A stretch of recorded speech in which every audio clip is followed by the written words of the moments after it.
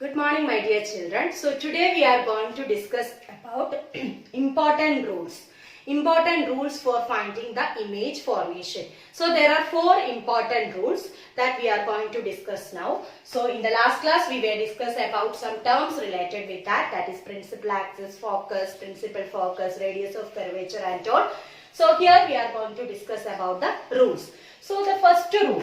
So in the case of concave mirror, first we are taking the concave mirror. So this is concave mirror and here is the pod, here is F, principal focus, center of curvature. So first rule states that when a ray of light is coming parallel to the principal axis, we all know that this is the principal axis. In the last class we were discussed, isn't it? So when a ray of light is coming parallel to the principal axis, after reflection, the reflected ray will go through this focus. After reflection, the reflected ray will go through the focus. Okay, this is the first rule. And in the case of convex mirror, how we will draw? Like this, isn't it? So this is the principal axis, convex mirror here. Here is the reflection will take place, P, F, C. So here in the case of convex mirror, when a ray of light is coming parallel to the principal axis, what happens? It appears to diverge through the focus and this reflected rays will go like this. So when a ray of light is coming parallel to the principal axis, it appears to diverge through the focus. The reflected ray will go like this, that reflected ray appears to diverge through the focus. So next, rule number 2, in the case of concave mirror, this is concave mirror, this is the principal axis, P, F, C. The next rule is when a ray of light is passing through the focus, after reflection, it passes parallel to the principal axis. This is the principal axis. That reflection reflected ray principal axis parallel ആയിട്ട് travel ചെയ്യുന്നു. Next, in the case of convex mirror, this is the principal axis. This is convex mirror, P, F, C. So what happens when a ray of light incident on this, or when a ray of light is directed towards focus, second rule is focus, so when a ray of light is directed towards a focus, what happens? After reflection, it passes parallel to the principal axis. When a ray of light is directed towards focus, what happens? After reflection, the reflected rays goes parallel to the principal axis. So this is first and the second rule. First rule is when a ray of light is coming parallel to the principal axis, after reflection, the reflected ray goes through the focus. In the case of convex mirror also the same thing. When a ray of light is coming parallel to the principal axis, after reflection, the reflected ray will go like this and this reflected ray appears to diverge through the focus.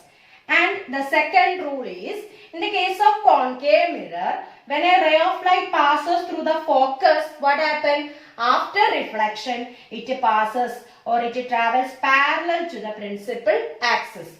In the case of convex mirror, when a ray of light is directed towards the focus, after reflection, it comes parallel to this principal axis. So this is first rule and the second rule. Now we are going to discuss about the third rule. What happens? Okay, so these four rules are very important. You have to study. So third rule is, this is a concave mirror and concave mirror here. And this is principal axis, P, F, C. So the third rule is when a ray of light passes through the center of curvature, after reflection, the reflected rays goes back to the same path. Understood? This center of curvature return same path reflected ray po. In the case of convex mirror, here this is convex mirror. Here this is convex mirror P, F, C. So what happens? When a ray of light is directed towards the center of curvature, after reflection what happens? The reflected ray goes back to the same path. Understood? Next, fourth rule is, for all spherical mirrors, see, this is concave mirror.